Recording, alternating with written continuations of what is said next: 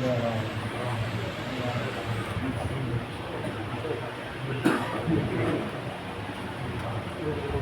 سے مل کے دعائے نماز کی تلاوت۔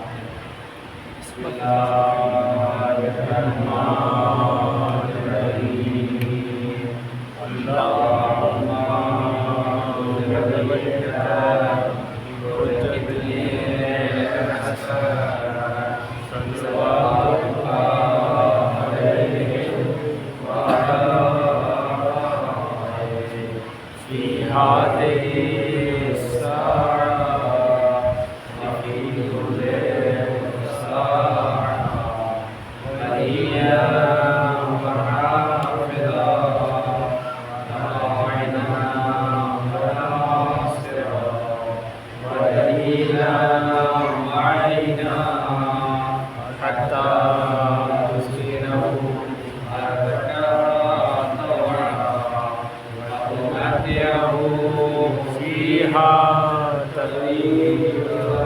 اللہم صلی علی محمد و آل محمد۔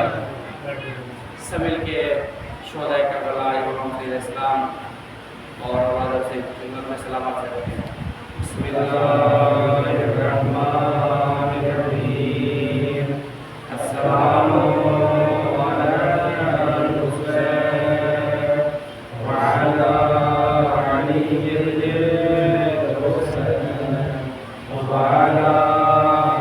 اولاد الحسین وعلی اصحاب الحسین اللہم صلی علی محمد وآل محمد۔ اعوذ باللہ من الشیطان الرجیم بسم اللہ الرحمن الرحیم الحمد للہ رب العالمین الصلاۃ والسلام علی اشرف الانبیاء والمرسلین خاتم النبیین مولانا و مولا الثقلین جد الحسن والحسین ابی القاسم محمد اللہم صلی علی محمد و آل محمد۔ وعلى أهل بيته الطيبين الطاهرين المعصومين المظلومين لعنة الله تعالى عليهم أجمعين الليل نهار قيام يوم الدين أما بعد فقد قال الله تعالى في القرآن المجيد وهو أصدق الصادقين قولا بسم الله الرحمن الرحيم وما خلقت الجن والإنس إلا ليعبدون اللہم صلی علی محمد و آل محمد۔ اہل بیت اطہار کی بارگاہ میں اپنی اپنی حاضری کو درج کراتے ہوئے ایک سوال بہت بڑا اللہم صلی علی محمد و آل محمد۔ دعاؤں کی قبولیت کے لیے، پرچم اسلام کی سربلندی کے لیے، قرآن پاک کے سرنگو ہونے کے لیے ایک اور سوال پڑھ کر محمد اللہم صلی علی محمد و آل محمد۔ جو شخص جتنی شدت سے حج و زیارت کا مشتاق ہے اتنی شدت سے ایک اور سوال پڑھ کر محمد اللہم صلی علی محمد و آل محمد۔ ناصر بھائی لگتا ہے کہ دوبارہ جانے کی تمنا نہیں ہے، بڑے آسانی سے سوال ہے محمد اللہم صلی علی محمد و آل محمد۔ تمام تعریفیں اس پروردگار عالم کے لیے جو ذرے کو آفتاب بنا دیتا ہے، تمام تعریفیں اس اللہ کے لیے جس نے زمین کا فرش بچھایا اور قوانین عالم کو اس انداز سے بنایا کہ جب جمادات قربانی دیں تو نباتات ابھر کر سامنے آئیں۔ غور کیجیے گا جو حمد ہے اس ذات کی جس نے زمین کو اس انداز سے بنایا ہے کہ جب یہ جماعتات قربانی دیں تب نباتات یعنی سبزی گھاس پھوس اگ کر سامنے آتے ہیں، اور جب نباتات یعنی سبزیاں گھاس پھوس پیڑ پودے قربانیاں دیں تب حیوانات کی زندگی چلتی ہے۔ حمد و ثنا اس ذات کی ہے جب حیوانات قربانیاں دیں تو انسانوں کی زندگی چلتی ہے، اور جب انسان قربانی دیتے ہیں تب کہیں جا کے اسلام کا شجر برابر ہوتا ہے۔ اسلام دے کر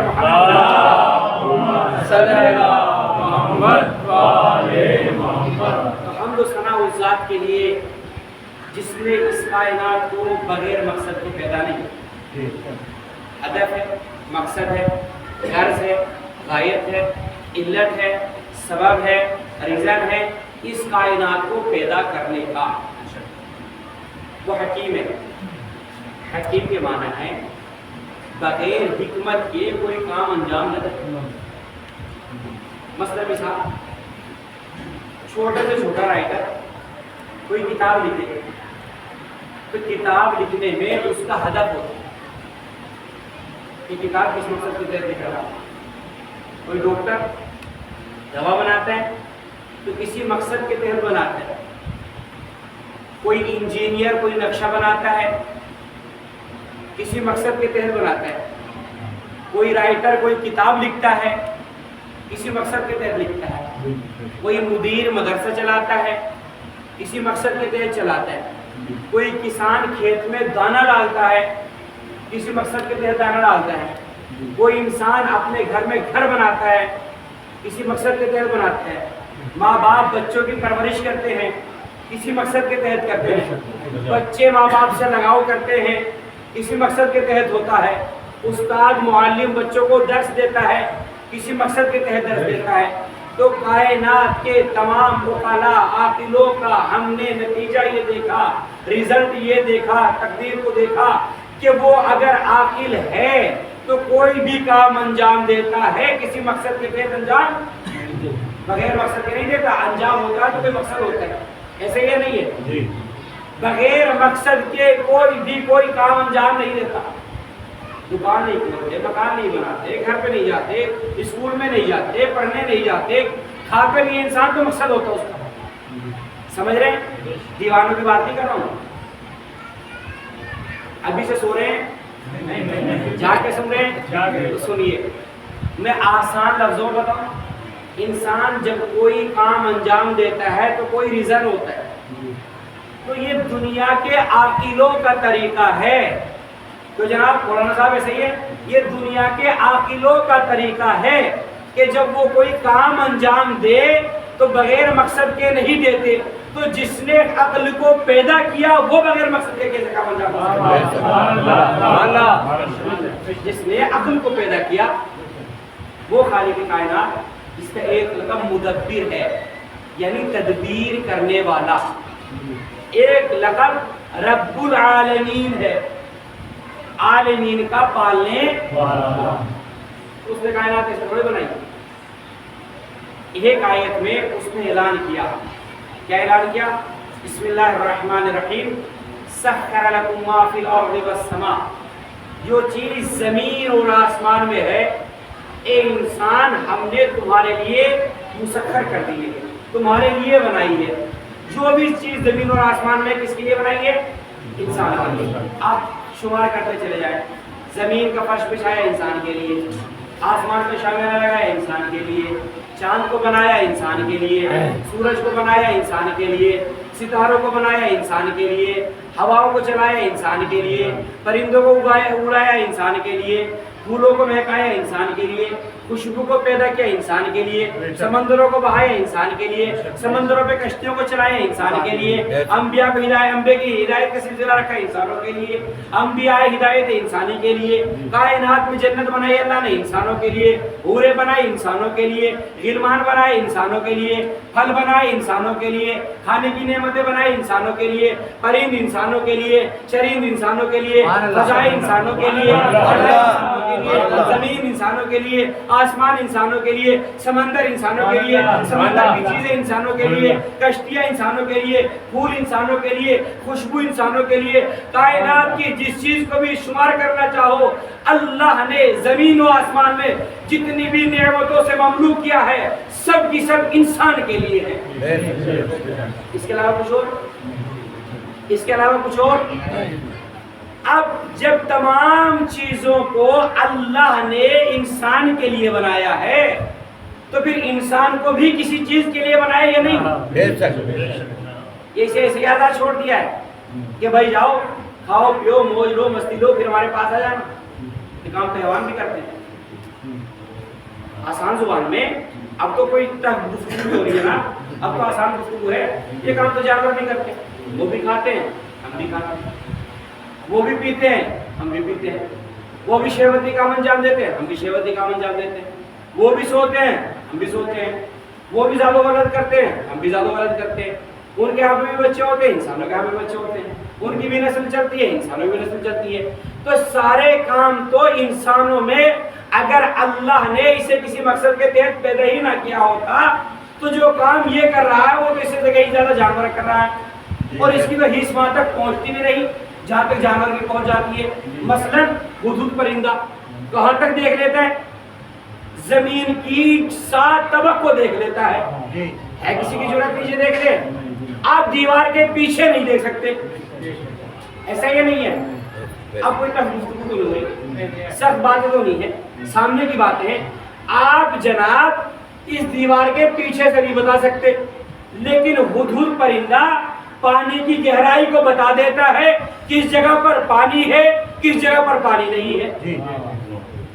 مثلا اندھیرا ہو جائے، بالکل ٹف اندھیرا ہو، گہرا اندھیرا ہو، آپ ایک قدم آگے نہیں بڑھا سکتے، ایسے یہ نہیں ہے، لیکن چمگادڑ پورا گھٹا ٹوپ کا اندھیرا ہو بہترین طریقے سے راستے چلتا ہے، ایسا یہ نہیں ہے۔ آپ کی حص کتنی، میری اور آپ کی حص کتنی ہے؟ زیادہ سے یہاں سے وہاں تک کا سن سکتے ہیں، لیکن بعض جانور ایسے ہیں جو کئی کلومیٹر دور تک کا سن لیتے ہیں، سمجھ رہے آپ؟ تو حص کے اندر کے حساب سے دیکھیں تو جانور آپ انسانوں سے کہیں زیادہ اچھے ہوتے ہیں اگر بغیر مقصد کے ہو، لیکن اللہ رے عظمت انسانیت، اللہ نے کائنات میں انسان کو فرشتوں سے بھی افضل پیدا کیا۔ سبحان اللہ، سبحان اللہ۔ کائنات میں اللہ نے انسان کو فرشتوں سے بھی، ناصر بھائی کس سے؟ فرشتوں سے بھی افضل پیدا کیا ہے۔ دلیل بسم اللہ الرحمن الرحیم، سبحان الذی اسری بعبدہ لیلا من المسجد الحرام الی المسجد الاقصی، پاک ہے وہ ذات جو لے گئی راتوں رات اپنے بندے کو مسجد الحرام سے مسجد اقصی تک، اور بلندیاں اتنی تھی کہ جبرائیل امین نے کہا تھا یا نبی اللہ اس سے آگے آپ جائیں، اگر میں بڑھا تو میرے بالوں پر جائیں گے۔ تو منزل انسانیت اونچی ہے، فرشتے نیچے۔ آدم پہلے انسان، آدم علیہ السلام اللہ نے سجدہ کروایا فرشتوں سے، قرآن کریم ہے۔ اگر ہمارا کوئی حدیث ہوتی ہے کوئی جملہ ہوتا تو شرک کے پتہ نہیں کتنے فتوے لگ جاتے، یہ قرآن کریم ہے۔ اللہ نے فرشتوں سے کہا فَنَفَخْتُ فِيهِ مِن رُوحِي فَقَعُوا لَهُ سَاجِدِينَ، جیسے ہی اس میں اپنی روح پھونکو تو سب کے سب سجدے میں پڑ جانا۔ فرشتوں نے کہا میرے اللہ، میرے معبود، کہ تو اس کو خلیفہ بنانا چاہتا ہے جو زمین میں پورے ذکر کرے گا؟ تو اللہ نے کیا فرمایا تھا؟ انی اعلم ما لا تعلمون، جو میں جانتا ہوں وہ تم نہیں جانتے۔ اور اس کے بعد اللہ نے فرشتوں کا اور آدم علیہ السلام کا امتحان کرا دیا، تو جس امتحان میں انسان کامیاب ہو گیا اور فرشتے نہ بتا پائے، تو بس میں نے ایک مثال دی تھی، اگر اللہ بغیر مقصد کے پیدا کرے تو جانور انسان سے کہیں آگے ہیں، لیکن اللہ نے بغیر مقصد کے نہیں، ایک مقصد ہے انسان کو پیدا کرنے کا، ایک مقصد ہے انسان کو، ہدف ہے انسان کو پیدا کرنے کا۔ وہ مقصد کیا ہے، وہ ہدف کیا ہے، وہ غرض کیا ہے، وہ غایت کیا ہے، وہ علت کیا ہے، وہ ریزن کیا ہے، وہ سبب کیا ہے جس کے سبب انسان پیدا کیا گیا اور اشرف المخلوقات بنایا گیا۔ اللہ نے انسان کو عقل دی ہے۔ کیا دی ہے؟ عقل دینے کے بعد فرمایا فتبارک اللہ احسن الخالقین۔ کائنات کی ہر چیزوں کو بنانے کے بعد اللہ نے افتخار نہیں کیا، لیکن جب انسان کو بنایا تو فخر کیا ہے۔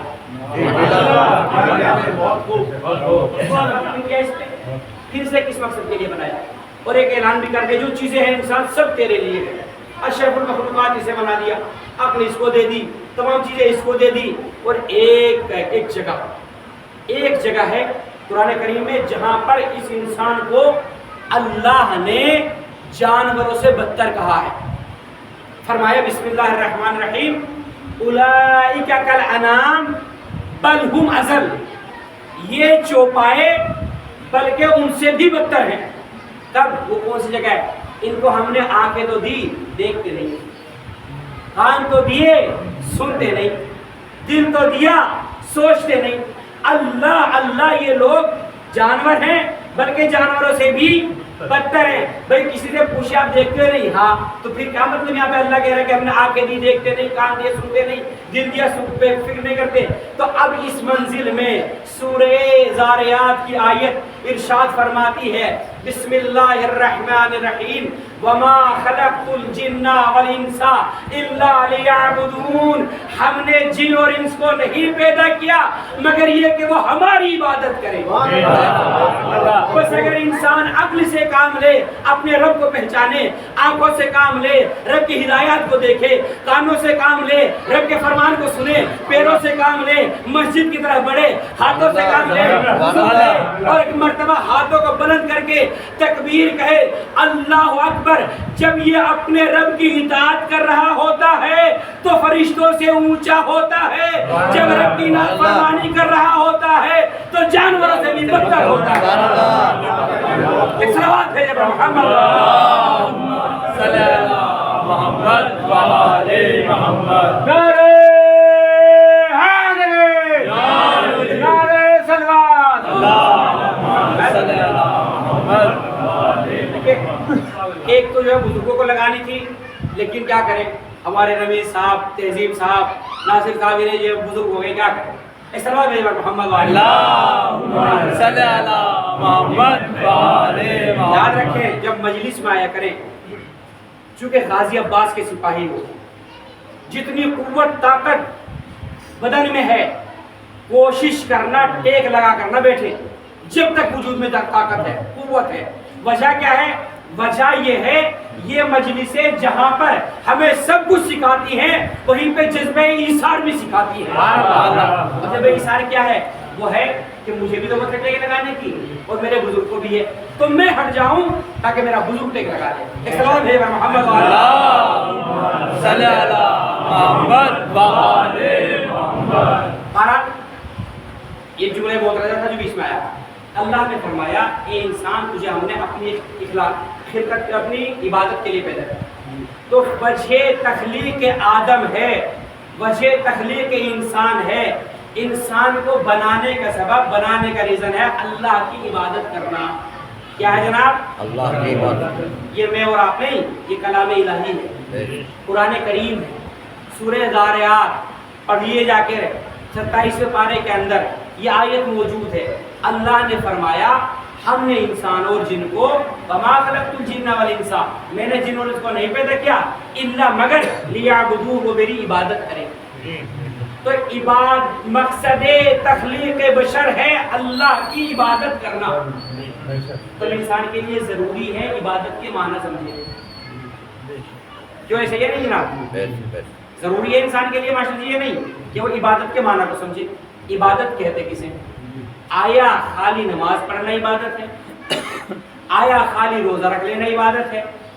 آیا خالی مجلسیں کر لینا عبادت ہے؟ آیا صرف حج کر لینا عبادت ہے؟ آیا زکوٰۃ دے دینا ہی عبادت ہے؟ آیا خمس دینا ہی عبادت ہے؟ یا اس کے علاوہ بھی کوئی بات عبادت ہے؟ تو جواب یہ آئے گا جب آپ ڈکشنری کو اٹھائیں گے، جب آپ لغت کو اٹھائیں گے، جب آپ معنی کو دیکھیں گے۔ اللہم صلی علی محمد و آل محمد۔ دیکھیں قرآن کریم کی ایک آیت ہے، تفسحوا فی المجالس، جب مجلسوں میں بیٹھا کریں تو آنے والوں کو جگہ دے دیا کریں۔ تو یا تو خود بخود آپ لوگ آگے بیٹھ جائے کریں، آگے، پیچھے آنے والے اپنی ہی جگہ بیٹھ جائیں، اور پھر بعد میں آگے آگے ہو جائیں، یہ اچھا نہیں ہوتا ہے۔ تو ابھی سے تھوڑا تھوڑا سا آگے آ جائیے۔ سب آپ اللہم صلی علی محمد و آل محمد۔ سلام پڑھتے ہوئے تھوڑا آگے اللہم صلی علی محمد و آل محمد۔ اور سمجھ رہے جناب بات کہاں تک پہنچی تھی؟ بات یہ تھی کہ آیا صرف نماز پڑھنا عبادت ہے؟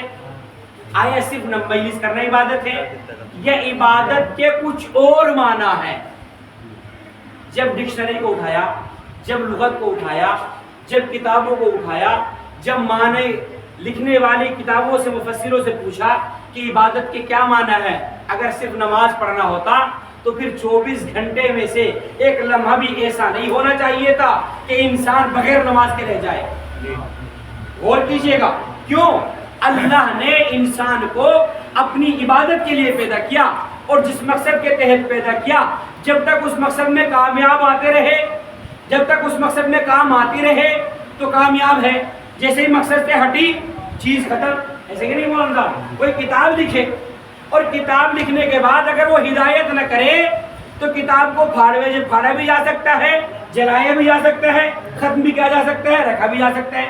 کمار نے برتنوں کو بنایا، برتن مقصد میں کامیاب نہ ہوئے، اسے پوری اتھارٹی تھی، توڑ بھی سکتا تھا، رکھ بھی سکتا تھا۔ انجینئر نے نقشہ بنایا، نقشہ پورا نہ اتر سکا، پوری اتھارٹی تھی، پوری اجازت تھی، پورا اختیار تھا، اسے پھاڑ بھی سکتا ہے، اسے رکھ بھی سکتا ہے۔ اسی طرح سے اللہ نے انسان کو اپنی عبادت کے لیے بنایا۔ اگر صرف نماز پڑھنا ہی عبادت ہوتا تو جب نماز پڑھ رہا ہوتا تو مقصد میں استعمال ہو رہا ہوتا، اور جب نماز سے ہٹ جاتا تو مقصد سے بھی ہٹ جاتا، اور جب مقصد سے ہٹ جاتا تو پھر اللہ کو پورے اختیار ہوتے، اس پہ عذاب بھی نازل کر سکتا تھا، اسے چھوڑ بھی سکتا تھا۔ تو پھر صرف نماز پڑھنا عبادت نہیں، عبادت کے معنی کچھ اور ہے، عبادت کے مفہوم کچھ اور ہے۔ وہ کیا ہے جناب؟ سنیے، ہر وہ کام، غور سے سنیے چند جملے اور پھر اپنے مسائل لے گے، کیونکہ آج جو ہے وہ دیر بھی زیادہ ہو گئی، اور آپ لوگ جو ہے وہ جس انداز سے روز سنتے ہیں اس انداز سے تھوڑا سا تھکے ہوئے محسوس ہوتے ہیں۔ اللہم صلی علی محمد و آل محمد۔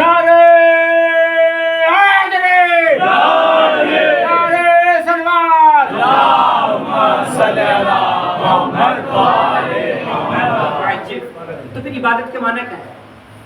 عبادت کے معنی غور سے سنتے ہیں، ہر وہ کام، ہر وہ عمل، ہر وہ فعل جو اللہ کی مرضی کے لیے انجام دیا جائے عبادت ہے، ولو راہ سے کانٹا ہٹانا ہی کیوں نہ ہو۔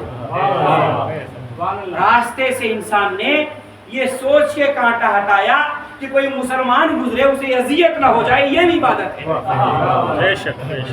تو عبادت کے مفہوم وسیع ہے، عبادت کے معنی وسیع ہیں، لیکن ان سب عبادتوں کی سردار جو ہے وہ نماز ہے۔ وہ کیا ہے؟ ان ساری عبادتوں کی سردار جو ہے وہ کیا ہے؟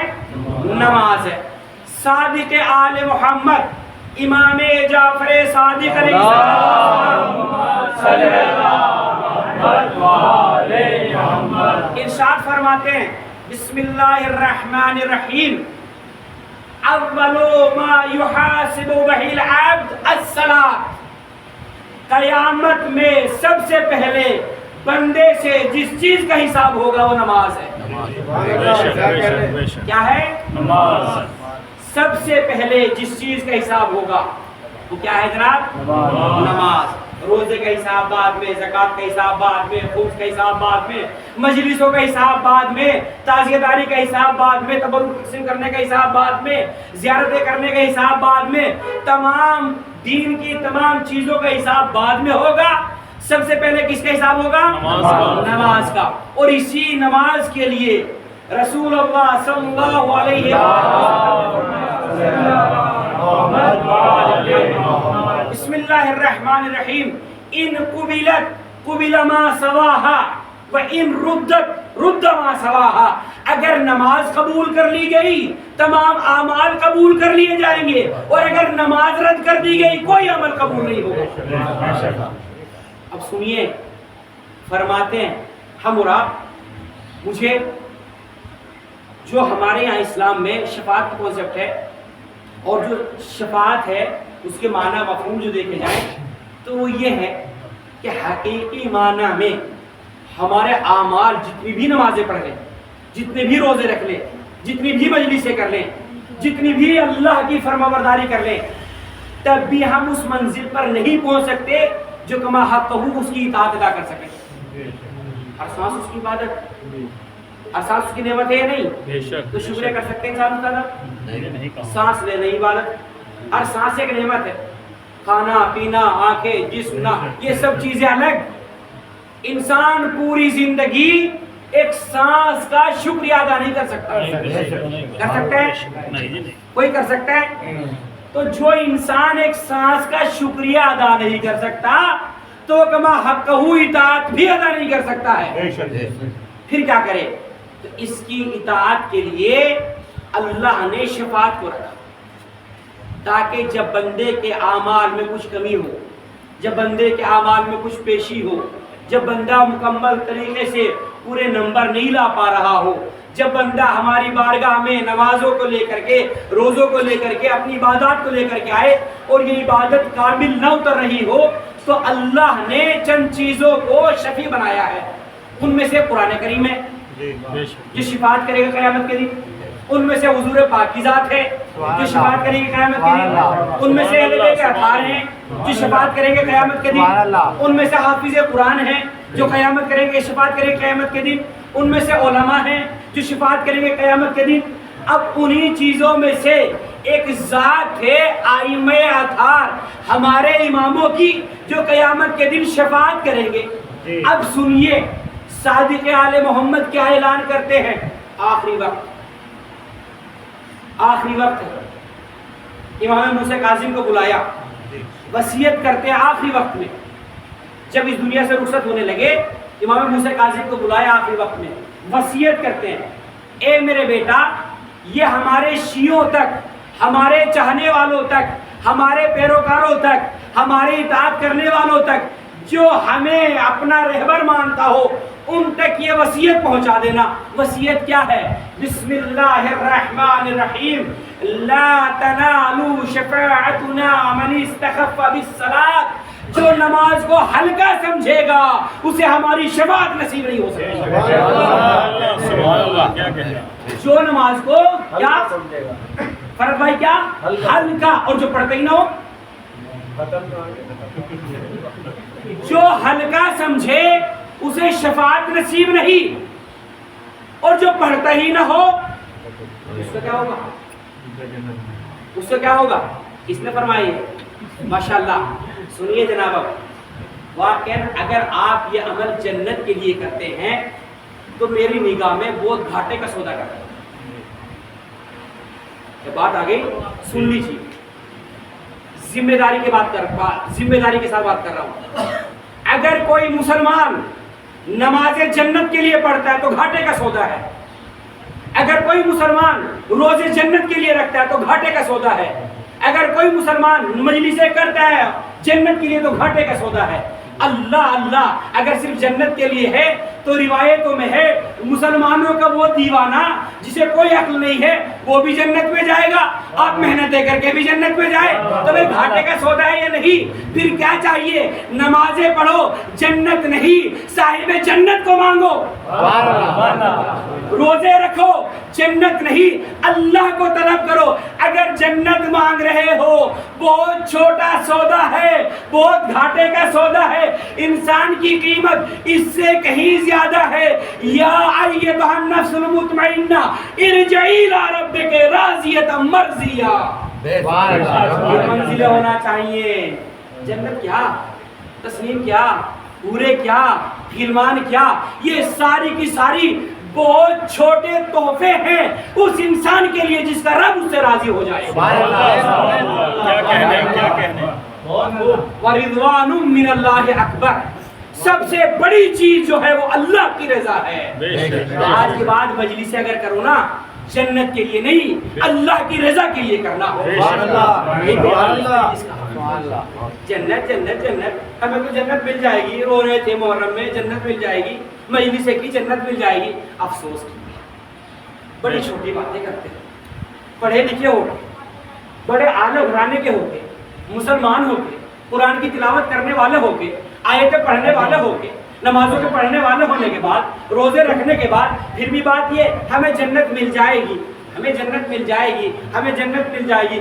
بھئی اگر مسلمان جنت میں نہ جائے تو پھر کون جنت میں جائے؟ تو بات جنت کی نہ کیا کرو، بات اس کی کیا کرو جس نے جنت کو پیدا کیا ہے۔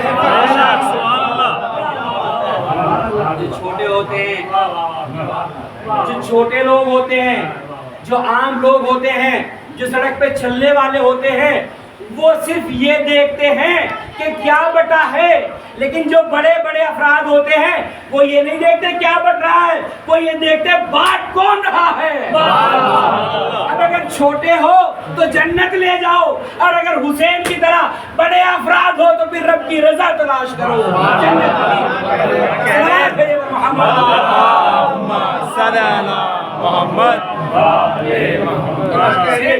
یہ ماتم، یہ خرچ، یہ خون جنت کے بدلے؟ افسوس نہیں، ان کی قیمت بڑی اونچی ہے۔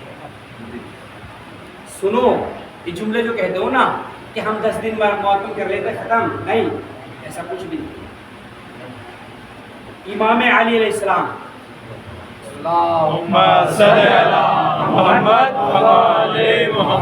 کعبہ میں متولد ہوئے، پیدا ہوئے، مسجد کوفہ میں شہید ہوئے۔ جب پیدا ہوئے تب اللہ کے گھر میں، جب یہاں سے جا رہے تھے تب اللہ کے گھر میں۔ اب ہمارا دعویٰ ہے ہم علی کے شیعہ ہیں، اگر علی کے واقعی شیعہ ہیں تو ابتدا بھی اللہ کے گھر سے ہو، انتہا بھی اللہ کے گھر سے ہو۔ مسجدوں سے دور علی کے شیعہ نہیں ہو سکتا، نمازوں سے دور علی کا چاہنے والا نہیں ہو سکتا، حسین کا چاہنے والا نہیں ہو سکتا۔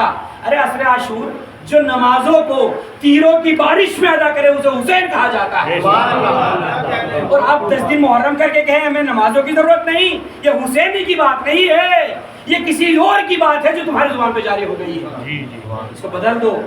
آج سے نعرہ ہو، اگر لبیک یا حسین کا نعرہ ہے تو لبیک یا دین، لبیک یا روزہ، لبیک یا نماز، لبیک یا حج، لبیک یا قرآن، لبیک یا معرفت، لبیک یا اللہ، لبیک یا رسول اللہ، لبیک یا نبی اللہ، لبیک یہ حسین کے لبیک کے معنی ہے۔ کیوں؟ علامہ حسین چشتی نے کیا فرمایا تھا؟ دی است حسین، دی پنا است حسین، مکمل دین کا نام حسین ہے۔ جب لبیک کہہ رہے ہوتے ہو تو لبیک یا دین کہتے ہو، تو دین میں صرف مجلسیں نہیں بلکہ مکمل اعمال کو دین کہا جاتا ہے۔ لبیک یا حسین، لبیک یا حسین۔ خبردار، آج کے بعد جس زبان سے لبیک یا حسین کہا ہو اس زبان پر نماز سے بے تعلقی نہیں بلکہ رشتہ ہی مضبوط اس کا ہے۔ حسینی ہی وہ ہے جو نماز کو تیروں کی چھاؤں میں بھی ادا کرے۔ سبحان اللہ۔ مثال دو آپ کو جنگ صفین، یہ جنگ اتنی سخت جنگ تھی، 1.5 سال تک چلی، گھمسان کی جنگ۔ ادھر سے لشکر شام، اس کا سردار قبیلے کا سردار جو معاویہ بنا کر کے آیا ہے، ادھر سے مولا علی کا لشکر، جنگ چل رہی ہے، بڑی زور و شور کے ساتھ جنگ چل رہی ہے، گھمسان کی جنگ ہے۔ اور اتنے میں میرے مولا کی نگاہ پڑی تو دیکھا نماز ظہر کا وقت ہو گیا. سمجھ رہے ہو کس کا وقت ہو گیا؟ نماز ظہر کا. فرمایا مالک جنگ روک دی جائے, نماز ادا کرنا ہے. کس نے کہا یہ؟ مولا نے. ایک مرتبہ کسی سپاہی نے کہا مولا تیروں کی بارش ہو رہی ہے, گھمسان کی جنگ ہو رہی ہے اور آپ کہہ رہے نماز روک دو. میرے مولا نے کہا اگر علی تلوار چلا رہا ہے وہ نماز کے ہی لیے چلا رہا ہے. نماز روکی گئی, جنگ روکی گئی, نماز ادا کی گئی. اللہ رے یہ صفت تھی اس لشکر کی جو علی کے ساتھ میں آیا ہوا تھا. اب سنیے اس لشکر کی جو حسین ابن علی کے ساتھ میں آیا تھا. جب جنگ ہو رہی تھی, تلواریں چل رہی تھی, تیر برس رہے تھے, نیزے برس رہے تھے, تیروں کا می برس رہا تھا. زہیر اور سعید کہتے ہیں اے مولا وقت نماز ہو گیا ہے, چاہتے ہیں آپ کی قیادت میں نماز ادا کریں. یہ جنگ صفین تھی جو علی اپنے سپاہیوں سے کہہ رہے تھے جنگ کو روک کے نماز پڑھو. یہ حسینی سپاہی ہے جو اپنے امام سے کہہ رہے ہیں ہم نماز پڑھنا چاہتے ہیں. فیصلہ آپ کے ہاتھ میں ہے. جنگ صفین والے سپاہی بننا چاہتے ہو یا کربلا والے سپاہی بننا چاہتے ہو؟ اگر کربلا والا سپاہی بننا ہے تو اس میں معمولی نہیں, عام طور سے نہیں جناب, ان کی تو نماز شب بھی قضا نہیں ہوتی. نماز صبح اور 5 وقت کی نماز تو بات الگ ہے. سنیے الصلاۃ معراج المومن, نماز مومن کی معراج ہے. الصلاۃ عمود الدین, نماز دین کا ستون ہے. اگر ستون ہی نہ ہو تو منزل رہے گی, گھر رہے گا, چھت باقی رہے گی. تو حسین ابن علی نے یہ جو قربانی پیش کی ہے جناب, یہ کوئی معمولی قربانی نہیں ہے. کیونکہ مجھے بار بار یہ کہا جاتا ہے کہ مولانا آپ کے الفاظ بہت جو ہے وہ ٹف ہوتے ہیں, آسان گفتگو کریں. تو یقین کریں آپ, جو لشکر مولا حسین کے ساتھ میں آیا ہوا تھا, ہر بندہ اپنے وجود میں مکمل اسلام کا استاد تھا. ہر بندہ اپنے وجود میں اسلام کا مکمل لشکر تھا. اطاعت میں, معرفت میں, عبادت میں, احترام میں, ایثار میں, جذبے میں, وفا میں, فداکاری میں, دینداری میں, قرآن میں, تلاوت میں, کلام میں, سب کے سب اپنی مثال آپ تھے. اور یہ وہ سورج تھے اگر کائنات میں انہیں چمکنے کا موقع مل جاتا تو پھر کائنات میں ذرا بھی اندھیرا نہ ہوتا. یہ ٹف تو بات نہیں کر رہا ہوں, آسان ہے, یہ ٹف ہے. اب انصاف سے بتاؤ, جس زبان سے ہم یا حسین کہیں, جس زبان سے ہم لبیک یا حسین کہیں, اس زبان سے اس طرح کی باتیں اچھی لگتی ہیں کہ ہمیں نماز سے کیا مطلب, 10 دن محرم کر لیے کافی ہے. نماز مومن کی پہچان ہے, نماز مومن کی شان ہے, نماز مومن کی جان ہے, نماز مومن کا ایمان ہے, نماز مومن کی معرفت ہے, نماز مومن کی اطاعت ہے, نماز مومن کی شناخت ہے. شناختی کارڈ بنواتے ہو, نماز مومن کا شناختی کارڈ ہے. سبحان اللہ. نماز دین کا چہرہ ہے. نماز وہ ہے جسے فاطمہ زہرا نے ٹوٹی ہوئی پسلیوں سے ادا کیا. اس نماز کی اہمیت کو سمجھو. یہ نماز وہ ہے جسے حسن نے زہر پینے کے بعد بھی قضا نہیں کی. یہ نماز وہ ہے کہ جو علی کے سر پہ ضربت لگی تو نماز کی حالت میں, حسین ابن علی کا سر جدا ہوا, کس حالت میں تھے بھائی؟ سجدے کی حالت میں. کیا بتا رہے ہیں, ہمیں اللہ نے اپنی عبادت کے لیے پیدا کیا تو ہم اس کی عبادت میں اپنے وجود کو سخت کریں. لغو باتوں میں نہیں, بےہودہ باتوں میں نہیں, غلط باتوں میں نہیں, غلط بیٹا کو میں نہیں، ادھر ادھر نہیں، ہمیں چاہیے اپنے رب سے قریب۔ اللہ اکبر۔ پڑھیے تاریخ کربلا۔ روایت بتاتی ہے عمر سعد ملعون، یہ ملعون کربلا میں سب سے زیادہ جنگ کا پیاسا تھا، ایک یہ ایک شمر ملعون۔ اچھا، ان دونوں کو حکومت نے بہت بڑے بڑے وعدے دیے ہوئے تھے، اس پر رے کی حکومت کا وعدہ دیا ہوا تھا، اور یہ عمر سعد جو ہے وہ صحابی رسول سعد بن وقاص، اتنے بڑا نام، فاتح ایران، ان کا بیٹا ہے۔ جب دنیا کی لالچ میں آیا تو کس حد تک گرا؟ رسول کے بیٹے کو شہید کرنے کے لیے سب سے زیادہ یہی پیاسا ہے۔ سنیں تو روایت بتاتی ہے، پڑھو تاریخ کربلا، 9 محرم کو اس نے حملے کا حکم دے دیا کہ ہم کب تک آپ انتظار کریں، جب حسین کو بیعت نہیں کرنی ہے تو بس جنگ کریں گے۔ روایت کہتی ہے مولا حسین علیہ السلام نے غازی عباس کو بلایا، بلانے کے بعد کہے بھائی عباس جاؤ میرے ساتھ کے پاس اور اس سے کہو میرا آقا ایک شب کی مہلت چاہتا۔ بھائی عباس، حسین ایک رات کی اور مہلت چاہتا ہے، میں چاہتا ہوں اپنے رب کی ایک رات اور عبادت کر لوں۔ روایت بتاتی ہے شب عاشور، جہاں پر ایک خیمے میں الاتش الاتش الاتش کی صدائیں بلند تھی، وہیں پر ایک خیمے میں نمازوں کی، تکبیر کی، قرآن کی، تحلیل کی آوازیں بلند تھی، اور روایت کہتی ہے پوری رات حسینی لشکر نے نمازیں اس طرح سے ادا کی جس طرح سے شہد کی مکھیوں کی آواز آتی ہے۔ یہی تو وجہ تھی، حر نے دیکھا تھا لشکر یزیدی میں شرابیں پی جا رہی ہے، قرب کی محفلیں جمی ہوئی ہیں، اور حسینی لشکر میں ایک طرف چھوٹے چھوٹے بچے پانی مانگ رہے ہیں، ایک طرف حسین ابن علی اللہ کی نمازیں پڑھ رہے ہیں۔ اللہ اکبر۔ حسینیوں سنو، صبح نمودار ہوئی، حسین نے کہا اے علی اکبر گلدستے اذان پر جاؤ، بیٹا اذان کہو، اور علی اکبر اتنی بلندی سے اذان کہنا، خیمے میں میری بہنیں منتظر ہیں۔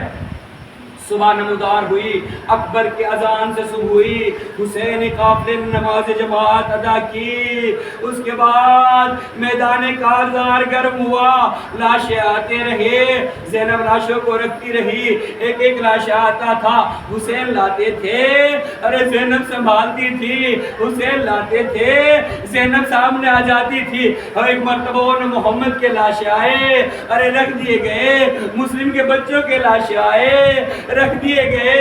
عزاداروں، آج 7 محرم ہو گئی، آج اس جوان کا لاش آ رہا ہے، جسے یتیم حسن کہا جاتا ہے، جو ام فروا کی 13 برس کی کمائی ہے۔ اللہ اکبر۔ روایت بتاتی ہے جب سب کے شہید ہونے لگے، ایک 13 برس کا بچہ ایک مرتبہ حسین کے سامنے آ کے کھڑا ہو گیا، اے چچا مجھے مرنے کی اجازت دے دو، اے بیٹا قاسم تو میرے بھائی کی نشانی ہے، تجھے کیسے مرنے کی اجازت دوں؟ حسین اجازت نہیں دیتے، تاریخ کربلا کا واحد سپاہی ہے، چچا کے ہاتھ چھونے لگا، اے چچا مجھے بھی اجازت دے دیجئے۔ حسین سینے سے لگا لیتے، نا قاسم حسین تیری جدائی برداشت نہ کر سکے گا۔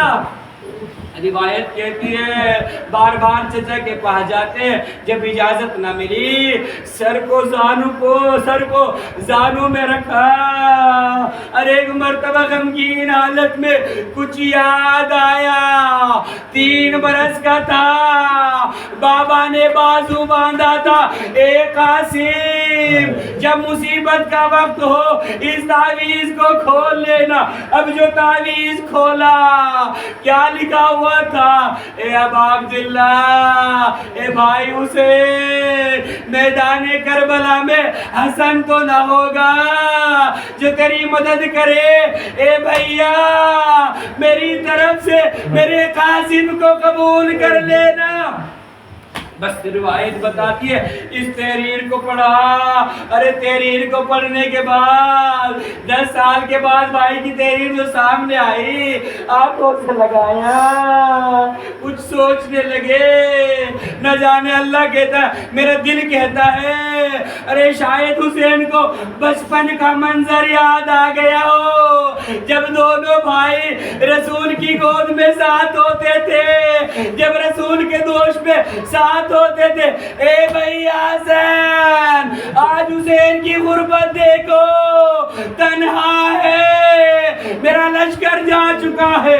اللہ اکبر۔ جناب قاسم کو اجازت ملی، عزادارو غضب ہوا، روایت بتاتی ہے 13 سال کا بچہ، ارے حسین نے اس شہید کے عجب انداز سے نقشہ کھینچا، ارے گریبان چاک کیا، زینب نے منظر دیکھا، اے بھیا یہ کیا کیا، اے بہن اس لیے قاسم کا گریبان چاک کیا، شاید یہ لشکر ارے اس یتیم پہ رحم کر لے۔ اللہ اکبر۔ لیکن لشکر نے رحم نہ کیا۔ عزاداروں قاسم نے جب جنگ کرنا شروع کی، ارے سب ملعونوں نے گھیرنے کے بعد جب قاسم پہ حملے کیے، 3 دن کا پیاسا تھا، کہاں تک لڑتا، ارے ایک وقت وہ آیا، ایک ظالم نے ایک تلوار سے سوار کیا، ارے قاسم گھوڑے پہ نہ سنبھل سکے، یہ پہلا شہید ہے 13 سال کا جس نے حسین کو سلام نہیں بلکہ اپنی ماں کو سلام کا، السلام علیکہ یا اماں، اے مادر مہربان، قاسم کا سلام۔ روایت کہتی ہے اتنا سنا، ارے حسین مثل عقاب کے جھپٹے، روایت بتاتی ہے ادھر کے گھوڑے ادھر، ادھر کے گھوڑے ادھر، ارے 1300 گھوڑے قاسم کے جسم پہ دوڑ گئے۔ حسین میدان میں آئے، آگے کہتے اینا قاسم، کوئی جواب نہیں آتا، تڑپ کے کہتے بیٹا قاسم کہاں ہو، غریب تلاش کر رہا ہے، کوئی جواب نہ آیا۔ اے میرے لال قاسم، حسین بلا رہا ہے، کوئی جواب نہ آیا۔ تو علماء کہتے ہیں ارے تیسری مرتبہ حسین نے امامت کا حکم دیا، اے قاسم امام وقت بلا رہا ہے، ارے ٹکڑے ہواؤں میں پرواز کرنے لگے، اے مولا موت نے مجبور کیا۔ اب جو قاسم کے بدن کے ٹکڑے دیکھے، حسین زمین کربلا پہ بیٹھے، ارے ردا کو پھیلایا، ایک ٹکڑا ادھر سے چننا شروع کیا، ایک ٹکڑا ادھر سے چننا شروع کیا، ایک ٹکڑا ادھر سے چننا شروع کیا، سارے ٹکڑے چننے کے بعد حسین نے ایک گھڑی بنائی اور ایک مرتبہ کہتے اے بابی ام پرواہ، یہ 13 برس کی کمائی جو حسین گھڑی میں لے کر کے آ رہا ہے۔ ایک مرتبہ حسین جیسے ادھر خیمہ کے قریب آئے، ارے فوراً زینب نے کہا اے بھیا، ارے میرا قاسم کہاں ہے؟